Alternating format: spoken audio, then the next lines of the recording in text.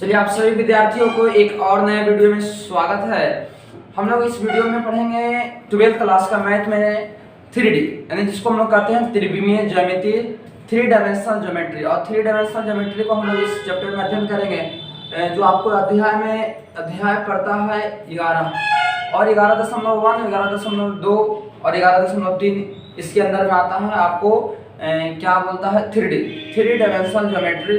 तो हम लोग देखेंगे कि क्या है 3 डायमेंशनल ज्योमेट्री और कहाँ से हम लोग को शुरुआत होता है।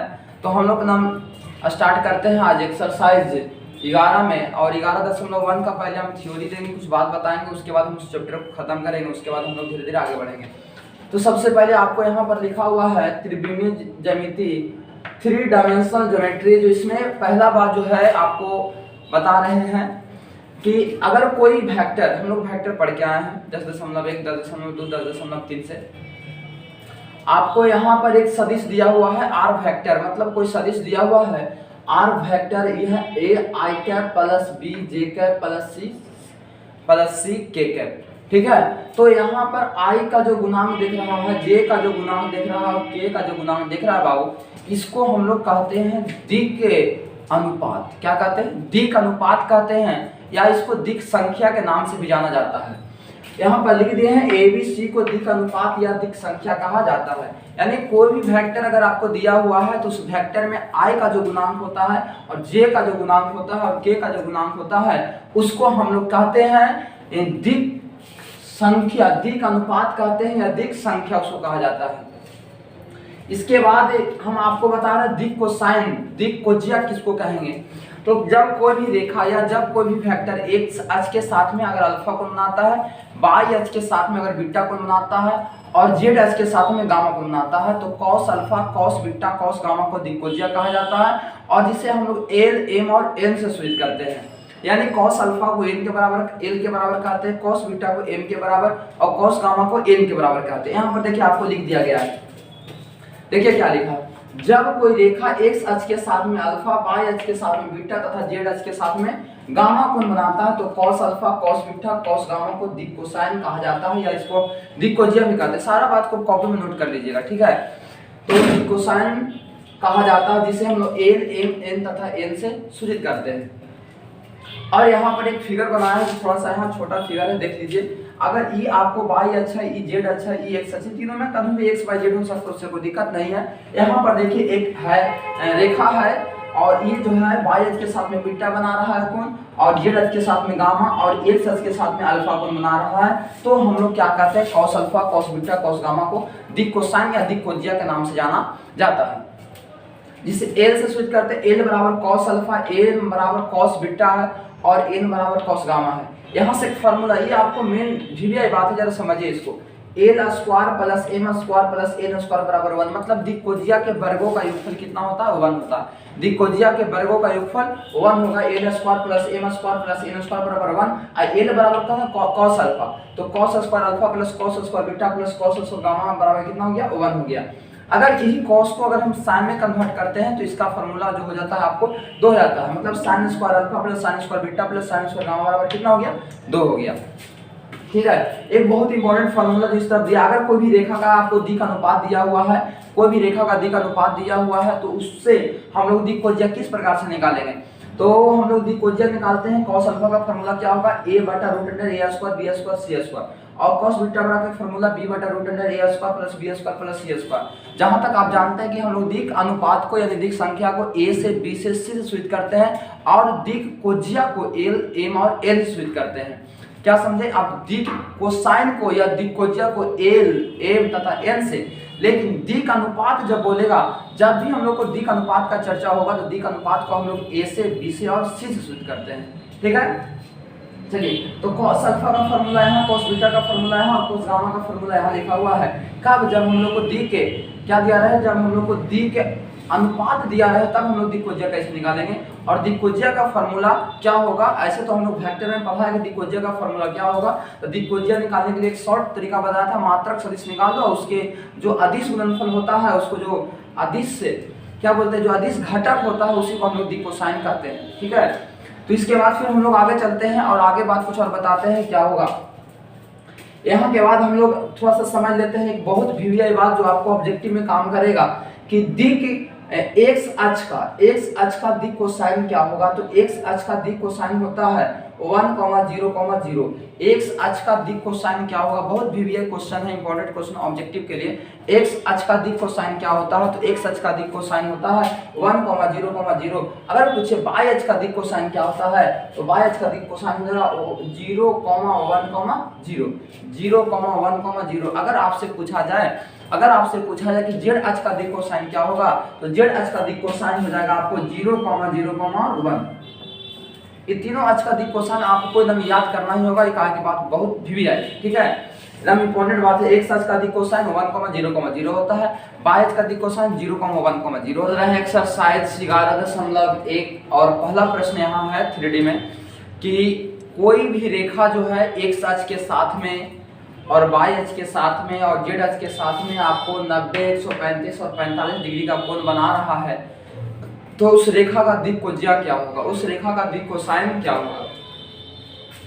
तो सुनिएगा विद्यार्थी जी, अगर जब कोई रेखा एक्स अक्ष के साथ में, वाई अक्ष के साथ में और जेड अक्ष के साथ में कोण बनाता है और आपको दिक कोज्या में बताए थे अगर अल्फा बीटा गामा कोण बनाता है तो कॉस अल्फा, कॉस बीटा और कॉस गामा को हम लोग दिक कोसाइन कहते हैं।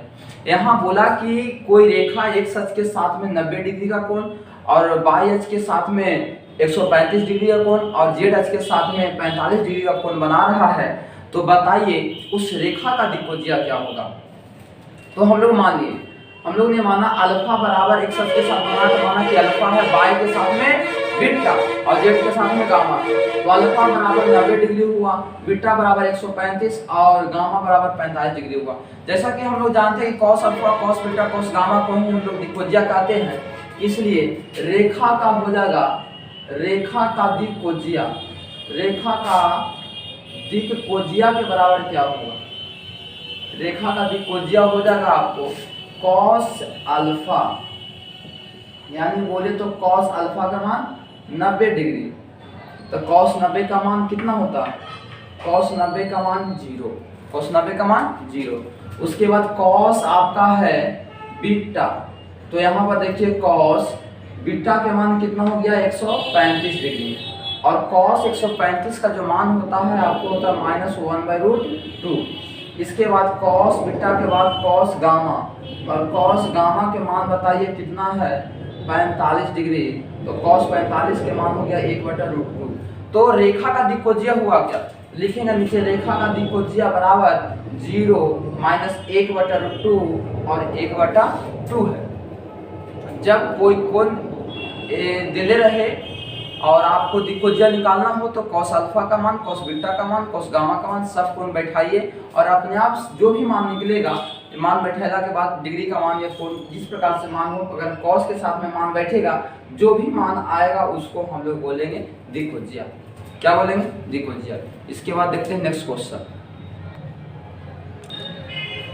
चलिए क्वेश्चन नंबर अगर 2 देखें तो क्वेश्चन 2 बोल रहा है कि कोई रेखा जो है आपको एक साथ मतलब तीनों अक्षों के साथ में, तीनों निर्देशांकों के साथ में समान कोण बनाता है, तब आपको बताना है कि उस रेखा का दिक कोज्या क्या होगा। उस रेखा का दिक कोज्या ऐसा प्रश्न कह रहा है क्वेश्चन नंबर 2 एक्सरसाइज 11.1। एक रेखा की दिक कोसाइन ज्ञात कीजिए यदि निर्देशांकों के साथ में समान कोण बनाती है, निर्देशांकों के साथ में समान कोण बनाती है, तब उसका आपको बताना है दिक कोसाइन क्या होगा। अरे जब निर्देशांकों के साथ में समान कोण बनाता है तो मान लें कि अगर 30 बनाता होगा एक अक्ष के साथ तो वाई के साथ में 30 बनाएगा और जेड के साथ में 30 बनाएगा, क्योंकि तीनों अक्ष के साथ में समान कोण बनाता है। तो मान लिया कि तीनों अक्ष के साथ में अल्फा कोण बनाता है। क्या माना, माना कि रेखा तीनों अक्षों के साथ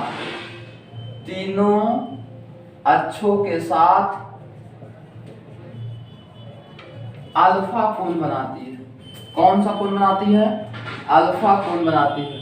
और अल्फा कोण इसलिए बनाती है क्योंकि तीनों समान है, तीनों बराबर है। अगर अल्फा माना तीनों अल्फा, बीटा माने तीनों बीटा होगा, तो यहाँ पर क्या हो जाएगा, अल्फा कोण बनाती है तब उसका दिक कोसाइन बताना है। तो हम लोग जानते हैं कि cos square alpha plus cos square beta plus cos square gamma बराबर कितना होगा 1 होता है, त्रिभुजा के वर्गों का योगफल 1 होता है। अब यहाँ पर कॉस स्क्वायर अल्फा है, ये भी कॉस स्क्वायर बीटा जो होगा सब तो बराबर है तो भी अल्फा हो जाएगा, और कॉस स्क्वायर गामा है सब तो बराबर है भी अल्फा हो जाएगा। बराबर में कितना हो गया 1 हो गया। अब जरा यहाँ से देखिए कि यहाँ से एक और कॉस स्क्वायर अल्फा, एक और कॉस स्क्वायर, तीनों कॉस स्क्वायर अल्फा हो गया, तो लिख देंगे 3 कॉस स्क्वायर अल्फा बराबर में 1, तो कॉस स्क्वायर अल्फा बराबर 1/3, तो हो गया कॉस अल्फा का मान 1/√3 हो गया। और प्लस माइनस दोनों हो सकता है, कॉस अल्फा के मान प्लस माइनस 1/√3। अब तीनों जब समान है, तीनों तो कॉस अल्फा जब तीनों के साथ में बैठेगा तब तो उसका त्रिकोज्या कितना हो जाएगा, सब तो कॉस अल्फा है, तीनों तो कॉस अल्फा है क्योंकि त्रिकोज्या जो है आपका समान है। तो यहाँ पर कॉस अल्फा का मान हो गया प्लस माइनस 1/√3। आपको एल का मान भी है, एम का मान भी है और एन का मान भी है, तो उस रेखा का दिक् कोसाइन होगा 1/√3 प्लस माइनस। चलिए इसी प्रकार से फिर अगला क्वेश्चन को अगर हम लोग देखें तो बोला एक रेखा की दिक् अनुपात दिया है, उसका दिक् कोसाइन पूछ रहा है। तीसरा क्वेश्चन,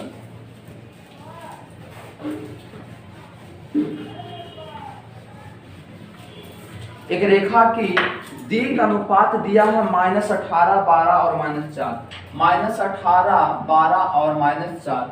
एक रेखा की दिक् अनुपात दिया हुआ, एक रेखा की दिक् अनुपात दिया है -18, 12 और -4, तो कह रहा रेखा का दिक् कोसाइन क्या होगा। अभी हम बताएं जब दिक् अनुपात को हम लोग ए बी सी से स्विच करते हैं तो मान लीजिए ए का मान इतना है, बी का मान इतना है और सी का मान इतना है, तो ए बी सी हो गया। अब इसका निकालना है दिक् कोसाइन, तो दिक् कोसाइन को एल से स्विच करते हैं और या कॉस अल्फा से, और इसका फॉर्मूला भी बताया कि a बटा root under A square plus B square plus C square होता है। तो एल बराबर हो जाएगा, ए का मान आपके पास कितना -18, ए स्क्वायर कीजिएगा तो -18 के स्क्वायर हो जाएगा, बी स्क्वायर कीजिएगा तो 12 के स्क्वायर हो जाएगा, अब प्लस में सी स्क्वायर कीजिएगा तो -4 के स्क्वायर हो जाएगा। ठीक है, अब इसको क्या कीजिए कि इसको एल बराबर हो जाएगा -18 ऊपर में, इसको स्क्वायर कीजिए, 18 का स्क्वायर कितना होता है 324, तो रूट अंडर हो गया 324, अब प्लस में 12 का स्क्वायर हो गया कितना 144, अब प्लस में 4 का स्क्वायर हो गया आपको 16, तो एल बराबर हो जाएगा -8 बटा रूट अंडर, और सब को जोड़ दीजिए, ये हो गया 150 हो गया और 10 160 हो गया, 160 में 324 जुड़ जाएगा तो हो जाएगा 4 6 2 8 और 484। अब 484 का वर्गमूल कितना होता है 22, तो हो गया एल बराबर -18 बटा कितना 22, कट जाएगा 11 दूना 22, सही हो गया आपको 9 दूना 18 यानी -9 बटा 11 हो गया। जब एल निकल गया तो एम भी निकलेगा, बी बटा रूट अंडर इतना होता है A square plus B square plus में सी स्क्वायर, अब बी का मान बताइए कितना है 12, तो यहाँ हो जाएगा 12 बटा में कितना है इसका सब, इसका जो मान अभी हमने निकाला सब कितना आ गया 22 आ गया, तो हो गया सब मान बैठाएगा यहाँ पर ए का मान बी का मान सी का मान स्क्वायर करके सब जोड़ घटा करेगा तो आएगा कितना 22 निकल गया, तो 6 दूना 12 11 दूना 22 यानी कि 6 बटा 11 हो गया। एन का मान निकालिएगा तो सी बटा इतने फॉर्मूला होता है A square plus B square plus में सी स्क्वायर, तो सी का मान कितना है -4, इसको मान बैठा के कैलकुलेशन तो आएगा 22, 2 दूना 4 11 दूना 22 हो गया, -2 बटा कितना 11। आपको दिक् कोसाइन रेखा का निकल गया। उम्मीद करते हैं कि समझ में आया होगा। ठीक है, तो हम लोग कोई भी रेखा का अगर दिक् अनुपात देते हैं तो उसका दिक् कोसाइन निकालने का इस फार्मूला का हम लोग प्रयोग करते हैं। इसके बाद हम लोग नेक्स्ट क्वेश्चन को देखते हैं, अगला प्रश्न। चलिए क्वेश्चन नंबर 4 देखिए। क्वेश्चन 4 कह रहा है दर्शाएं कि आपको दर्शाना है कि एबीसी तीनों बिंदु जो है आपको संरेख, तो कोई भी बिंदु संरेख तभी होता है जब उसमें दो के बीच का दूरी जो है तीसरा के दो के बीच का दूरी का योगफल तीसरा के बराबर होता है। यानी बोलेगा अगर मान लीजिए कि 3 गो है बिंदु एबीसी है तो संरेख तभी होगा जब एसी बराबर एबी प्लस क्या होगा बीसी होगा। तो यहाँ से हम लोग क्या करेंगे, सबसे पहले हम ए बी निकालेंगे, ये वेक्टर के रूप में बनेगा, तो सबसे पहले हम क्या करते हैं इसको ए बी वेक्टर निकालते हैं, बी सी वेक्टर और ए सी वेक्टर, तीनों वेक्टर निकालना पड़ेगा आपको। पहले ए बी वेक्टर निकालते हैं, तो ए बी वेक्टर कैसे निकलेगा, बी में से हम ए को घटा देंगे, ए बी वेक्टर निकल जाएगा, बी में से ए को घटा देंगे, जैसे कि यहाँ देखिए कितना है -1 है, घटेगा 2, तो -1 आई हो जाएगा, कितना घटेगा 2 तो हो जाएगा -3, हो जाएगा -3 आई क्या, उसके बाद फिर इतना में से घटेगा इतना, तो -5j कैप हो जाएगा, इतना में से इतना घट जाएगा, घटेगा ही तो हो जाएगा 1 में से -4 कितना हो जाएगा, -3k कैप हो जाएगा। अब इसका आप क्या कीजिए, मापांक निकालिए, दूरी मतलब मापांक मोड निकालिए, मोड निकालिएगा तो -3 का स्क्वायर हो जाएगा और प्लस -5 का स्क्वायर हो जाएगा, प्लस -3 का स्क्वायर हो जाएगा। संरेख बताने का मतलब हुआ दो का बीच का दूरी जो है उसका योगफल, दो बीच का मतलब दो करके बीच का दूरी, जैसे कि AB है और प्लस में BC है, अगर बराबर है AC का तभी कोई बिंदु संरेख होता है ना, इसलिए हमको पहले AB निकालना पड़ रहा है। AB निकालने का मतलब पहले वेक्टर AB निकाला और जब हम AB का मोड निकालेंगे तब A और B के बिंदु का बीच का दूरी निकलेगा। ये आपको हो जाएगा कितना, 3 तिहाई 9, 5 5 25 प्लस 3 तिहाई 9, बताइए कितना होगा जोड़ के, 25 9 कितना हो गया, 9 9 18 हो गया, 18 25 कितना हो गया, 43 हो गया, कितना 43 हो गया। इसके बाद फिर हम लोग देखें तो AB के बाद फिर क्या होगा, BC वेक्टर को निकालिए, BC वेक्टर निकालिएगा तो आप C में से किसको हटाना पड़ेगा, B को, तो 5 में से -1 तो माइनस होगा प्लस 6 कैप हो जाएगा, 8 में से घट गई तो प्लस हो जाएगा 10 j कैप हो जाएगा, आप प्लस में 7 में से घटेगा 1 कितना हो जाएगा, 7 में से 6 k कैप हो जाएगा। आप इसका मोड निकालिए, BC वेक्टर का मोड कितना होगा, तो 6 के स्क्वायर प्लस 10 के स्क्वायर और प्लस में 6 के स्क्वायर, BC वेक्टर का मोड कितना आ गया, 36 प्लस 100 प्लस में 36, यानी कि BC वेक्टर का मोड हो गया आपको 172। अब 172 को आप तोड़ के इसको कुछ छोटा कर सकते हैं, 172 को तोड़िएगा तब कितना से 2 से लगेगा, 2 8 16 और 2 6 12, फिर 2 से 2 चौके 8 और 2 3 6, यानी हम इसको लिख सकते हैं 172 को रूट अंडर 43 गुना 2 दूना 4 और 4 के वर्गमूल आपको कितना निकल जाएगा 2, तो 2 रूट कितना हो गया 43 हो गया। चलिए BC भी निकल गया। अब हमको निकालना है कितना, क्या निकालना है, AC वेक्टर को निकालो। जब AC वेक्टर निकालेगा तो C में से कौन घटेगा, A, तो 5 में से 2 गया तो कितना 3i कैप और 8 में से 3 गया तो 5j कैप और प्लस में 7 में से 4 गया तो 3k कैप। अब इसका मोड निकालिए, तो AC वेक्टर का मोड निकलेगा तब कितना होगा, इसको डायरेक्ट कर दें, डायरेक्ट हम करेंगे तो कितना होगा, देखिए 3 तिहाई 9 5 5 25 प्लस 3 तिहाई 9 यानी रूट अंडर 43। अब जरा देखा जाए क्या दो का योगफल तीसरा के बराबर हो रहा है, तो AB vector plus AC vector का मोड बराबर BC वेक्टर का मोड के बराबर है कि नहीं है। जैसे कि AB में क्या है रूट 43, ऐसे में क्या है रूट 43, एक रूट 43 एक रूट 43 दो रूट 43 होगा और BC इकल्ले है 2 रूट 43 बराबर है। तो जब दो का योगफल जो है एगो के बराबर है तो क्या होगा इस कंडीशन में, इसलिए ABC तीनों बिंदु क्या है, तीनों बिंदु संरेख।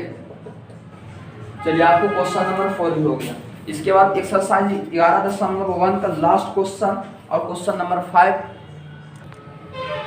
चलिए क्वेश्चन नंबर 5 का है प्रश्न की त्रिभुज के भुजाओं के दिक्कोसाइन ज्ञात करना है, जिसका शीर्ष आपको दिया हुआ है। त्रिभुज के भुजा जैसे देखिए मान लिया जाए कि त्रिभुज क्या है, त्रिभुज A है B है C है। आपको इस AB का दिक्कोसाइन बताना है, BC का दिक्कोसाइन बताना है और AC का दिक्कोसाइन बताना है। हम एक भुजा का दिक्कोसाइन बताते हैं, उसके बाद दोनों भुजा का दिक्कोसाइन इसी प्रकार से निकल जाएगा। तो पहले हम AB का दिक्कोसाइन बताते हैं। तो पहले AB का आप AB का दिक् अनुपात ज्ञात कीजिए। दिक् अनुपात कैसे दिक् अनुपात ज्ञात होगा, अगर AB का बताना है दिक्कोसाइन, AB का दिक्कोसाइन बताना है या BC का दिक्कोसाइन बताना है या AC का दिक्कोसाइन बताना है तो तीनों के लिए ही नियम लगेगा। जैसे AB का दिक्कोसाइन तो पहले हम AB का दिक्कोजिया निकालें, सॉरी दिक्कोसाइन बताना तो AB का हम दिक् अनुपात निकालेंगे। अगर BC का बताना है दिक्कोजिया तो हम BC का दिक् अनुपात निकालेंगे।